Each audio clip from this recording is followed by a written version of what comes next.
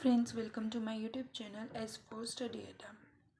Today's topic is Class 6th History, Chapter number 1 What, Where, How, and When. This is a part 2nd. Name of the land.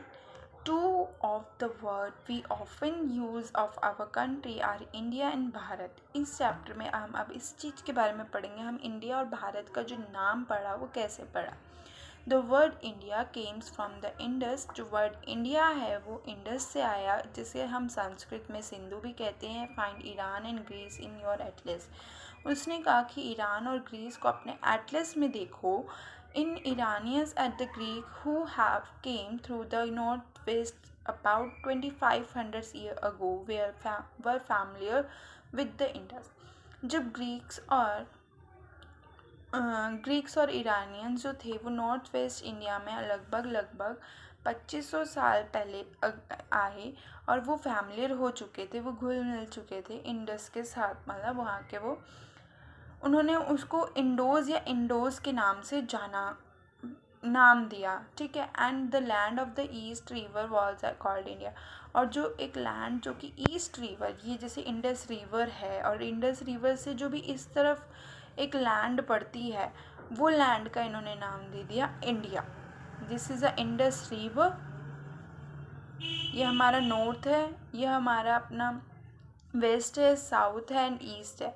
तो this part of the river, east part of the river is called India.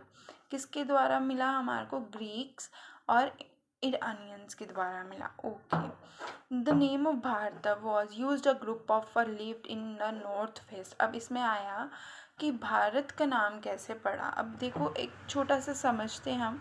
ये जैसे कि India का map है, ठीक है.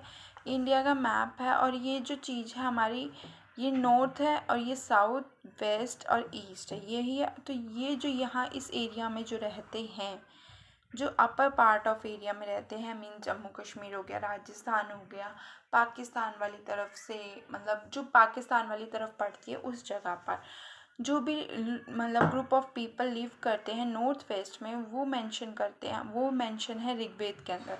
तो उसको earliest composition in a Sanskrit dated about 35 years ago के लगभग आसपास उसका कंपोजिशन हुआ. Later it use for the country. और उस मतलब भारत जो नाम है वो ऋग्वेद के अंदर लिखा गया था, मेंशन था.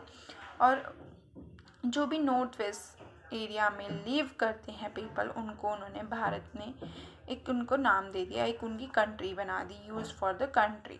ओके.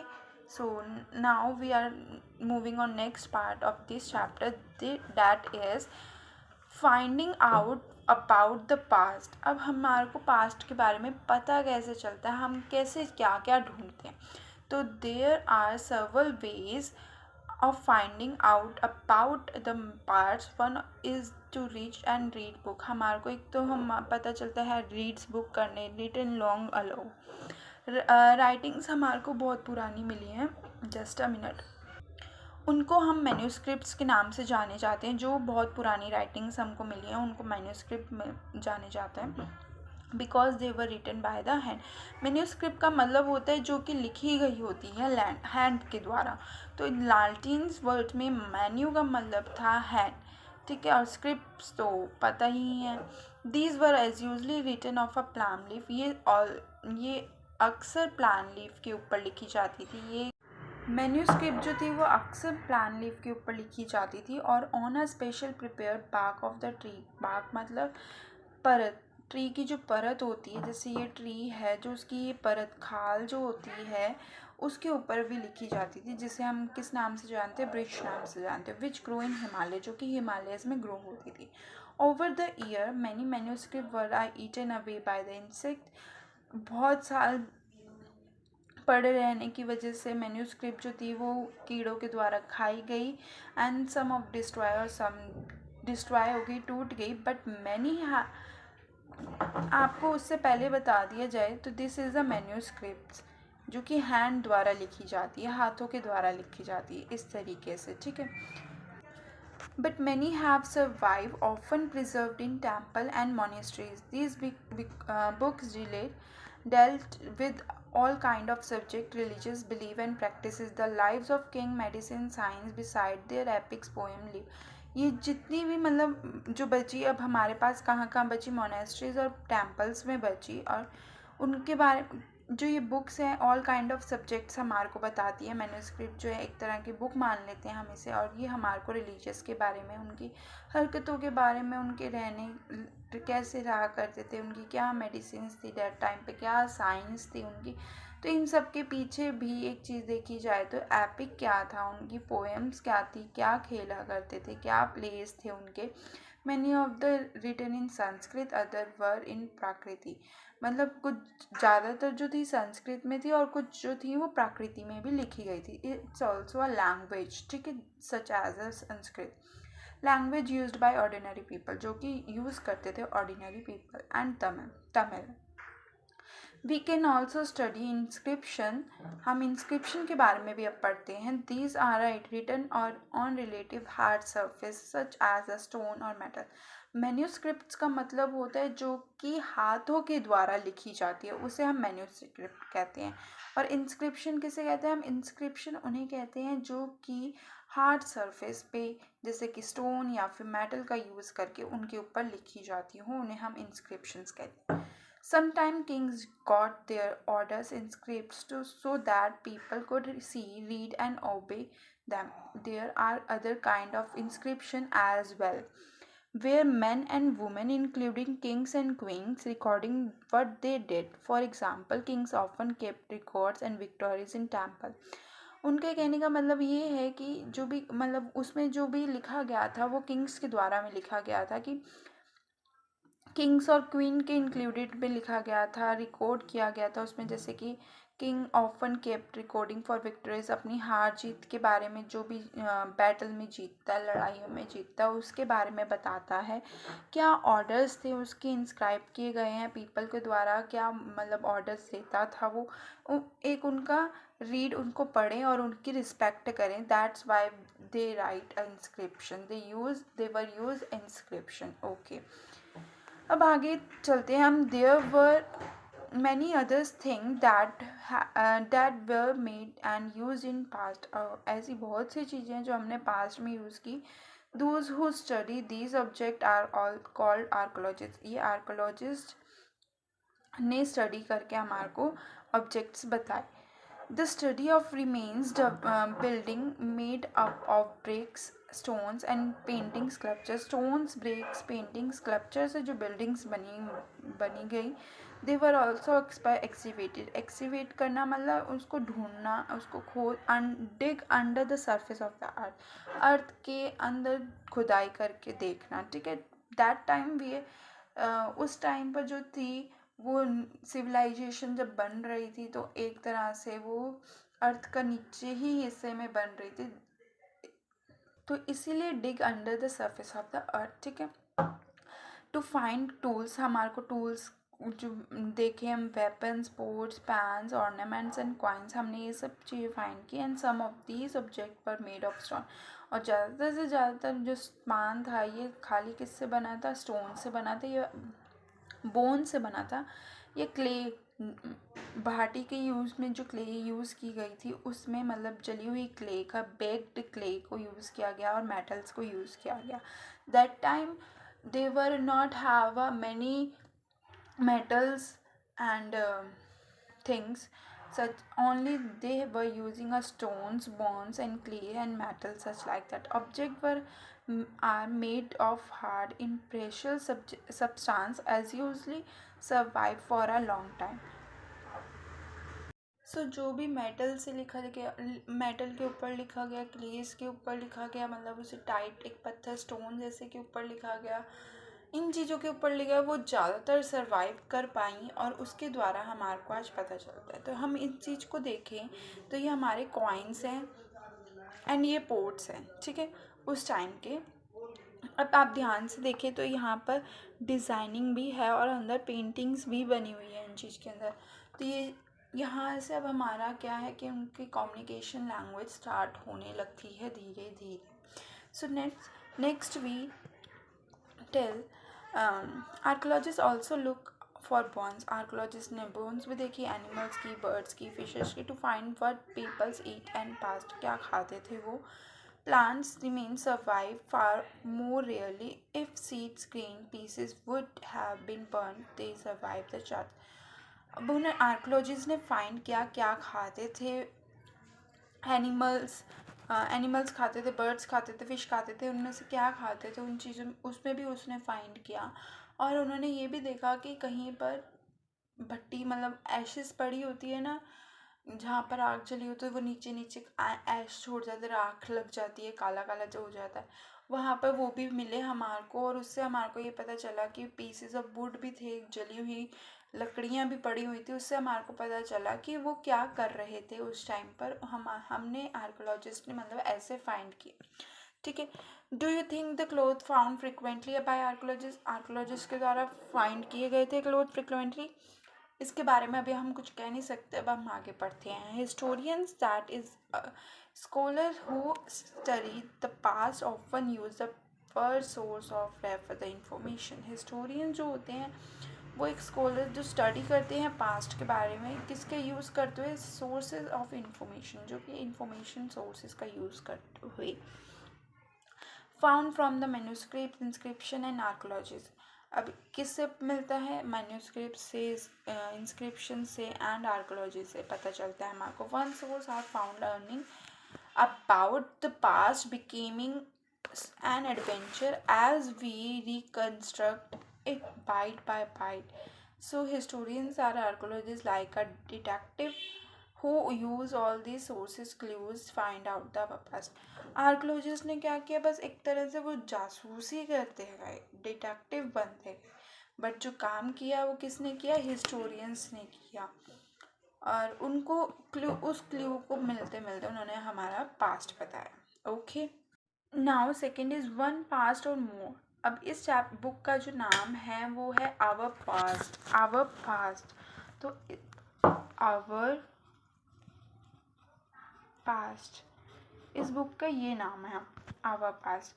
तो इस बुक में हम देखते हैं कि एक पास्ट है, कई सारे पास्ट है. अब इसमें एस क्यों लगाया गया है इस वाले में? तो did you notice till this book our past we had used of word past. हमने देखा, हमने ये नोटिस किया कि बुक में in a prologue to draw attention the fact of the past was different from different group of people.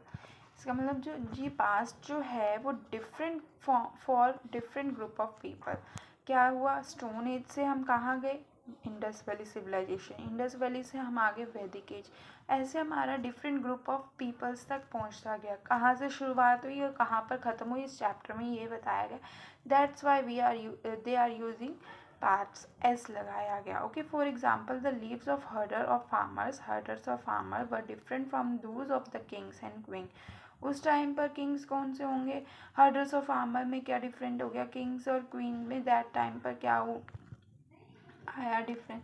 The lives of merchants were different from Dooj craft person. पहले के time पे क्राफ्ट, स्टोन एज पे craft person थे. जब king and queen का time चला तो उधर आगे मर्चेंट्स. ठीक है. उस टाइम पर उनके अंदर क्या difference. That's why we are using a passage. ठीक है. तो इसका मतलब हो गया different from a different group of people. ठीक है. कहाँ से पास्ट की हमारी शुरुआत कहाँ से हुई और कहाँ तक हमारे को लेके चलती है. ठीक है. Also as it true even today people follow different practices and custom in different part of the country. आज के टाइम पे भी देखा जाए तो अलग अलग हम रीति रिवाज फॉलो करते हैं, अलग अलग हम पार्ट ऑफ द कंट्री हैं. कोई कहाँ रहता है, कोई कहाँ रहता है, कोई कौन सा रिलीजियस फॉलो करता है, कोई कौन सा कल्चर फॉलो करता है. ठीक है. इस हिसाब से For example, today most people living in Andaman Island get their own food, fishing, hunting, collecting forest produce. एक एग्जाम्पल के तौर पे देखें तो अंडमान आइलैंड जो है बे ऑफ बंगाल की तरफ, मतलब बे ऑफ बंगाल ओशंस में है. ये जो है वहाँ पर अपना ही खाना, अपनी ही फिशिंग करते हैं, हंटिंग करते हैं और कलेक्ट करके अपने फॉरेस्ट से ही खाते हैं. By contrast most people living in cities. और आप इसके पैरेलल में देखें कि हम अब जो डिपेंडिंग कर सिटीज़ में जो रहते हैं लोग, वो डिपेंड करते हैं अदर ऑफ सप्लाई. उनको कोई फूड आके दे, सप्लाई करे. Difference such as the existed past as well. ऐसे ही पास्ट में हमारे को चेंजेस दिखे। ये जो हमारा प्रेजेंट का बता दिया इन्होंने कि इस एग्जाम्पल से तुम समझो। और अब आपको आई होप आपको ये बात समझ आई हो कि कहाँ से स्टार्टिंग हुई, किसको लेकर हमने स्टार्टिंग की, स्टोन एज की, कहाँ से आदमी आए, कहाँ से उन्होंने चीज़ें फाइंड की, कहाँ से फायर फाइंड हुई। ये आने वाले चैप्टर्स में हम पढ़ेंगे, डोंट वरी। अब कहाँ तक हम पहुँचे इस बुक में, हमने पूरा अशोका के बाद मोस्ट कोरियन एम्पायर के बाद भी हमने ये पूरा प्रॉपर पढ़ा। ओके, तो डिफरेंट ग्रुप्स हो गए हमारे पीपल्स के कि कहाँ से शुरुआत हुई थी, कहाँ से आए, डिफरेंट पास्ट हो गए अब हमारे। That's why we also use pass. ठीक है, so age etcetera. Okay, beside there another kind of difference, we know a great deal about the kings and battles they fought because they kept record to their victories. उन्होंने अपनी जीत में दिखाया कि क्या क्या उन्होंने डील किए थे। किंग्स बैटल्स में जब जीतते थे, लड़ाई करते थे, उन्होंने अपनी ये सब चीज़ें रिकॉर्डेड कर रखी थी। Generally ordinary people such as a hunter fishing folk gather farmers herders did not keep recording. But जबकि ये फ्लॉप मतलब sorry fishing folks gather farmers hunters जो हैं, हर्डर्स जो है, इनका रिकॉर्ड कुछ नहीं हुआ था। जबकि किंग्स का रिकॉर्ड हुआ था कि उन्होंने बैटल्स में क्या जीता है, क्या उन्होंने विक्टोरीज ली हैं। ठीक है, and while archaeologist help us to find about their life there much of the remain unknown. उस किंग्स की वजह से, किंग की जो रिकॉर्डिंग हुई थी उनकी वजह से आर्कोलॉजिस्ट ने फाइंड कर पाए कि कैसे लोग रहते थे, कैसे वो सब खाया पिया करते, क्या पहनते, क्या चीज़ें करते थे। ओके, सो अब नाउ हम लास्ट टॉपिक की ओर चलते हैं, that is what do dates mean. अब डेट्स का मीन क्या आता है, इसे समझने के लिए आप अपना दिमाग खोल लीजिए और देखिए। Okay, if somebody ask you the date, it's not a date February 2nd February 2021 2022, it's not this. ये डेट्स नहीं है इसमें। इसमें you will probably mention the date month year. हमने 2000 हमने ये चीज़ें की something, these were are not counting for date generally assigned by the birth of Jesus Christ, the founder of the Christianities. So 2000s means 2000s year after the birth of Christ, or the date before the birth of Christ is counted the backward, as usually have but little letters BC before Christ added on. In this book, we will refer a date going back from the present using 2000s as our starting point. Okay, overview लेने के लिए आप इसे समझिए। ये हमारा जैसे कि अब चल रहा है 2022, ये हमारा जो है, और ये हम इसे समझ लेते हैं जीसस का बर्थ। एक पॉइंट आता है यहाँ पर जब होता है जीसस का बर्थ होता है। ठीक है, जीसस का बर्थ होता है। ओके, इस पॉइंट को हमने कर लिया 0 मार्क। ओके, अब जो ये चीज़ थी हमारी, ये स्टार्टिंग ओरिजिन हुआ, यहाँ से हमारा ओरिजिन हुआ। और जो जीसस से पहले जितना भी हुआ उसे हम बिफोर क्रिस्ट कहते हैं, बीसी के नाम से जाना जाता है, बिफोर कॉमन एरा भी कहा जाता है। और जीसस के बाद, बर्थ के बाद जो हुआ उसे हम एंडोनॉमी भी कहते हैं, एडी के नाम से भी जानते हैं, और हम इसे कॉमन एरा के नाम से भी जानते हैं, that is CE। Got my point? Okay, got it my point? Okay, so ये यहीं पे वो चीज़ लिखी हुई है जो मैंने आपको बताई कि before common era Jesus Christ का जब बर्थ होता है उससे पहले बिफोर क्रिस्ट कहते हैं, उनके आफ्टर बर्थ के बाद कॉमन एरा कहते हैं, वो इसी चीज़ के अंदर बताया गया। ओके, जो आज के टाइम पर भी उनके हिसाब से डेटिंग देके हम उनके हिसाब से कैलेंडर का यूज़ करें तो आज के टाइम भी AD चल रहा है, कॉमन एरा चल रहा है, जिसे हम एनो डोमिनी कहते हैं। ठीक है, तो आपका एक छोटा सा होमवर्क है, दिस क्वेश्चन फाइंड आउट करना है आपको। पेज नंबर 3 पर कुछ डेट्स होंगी, वहाँ पर कोई भी 2 डेट्स आपको बतानी है कि कौन सी हैं, BC है या CE है। ओके, बिफोर क्रिस्ट है, ये कॉमन एरा है। Okay, so thank you for watching this video. Please like, share and subscribe this channel.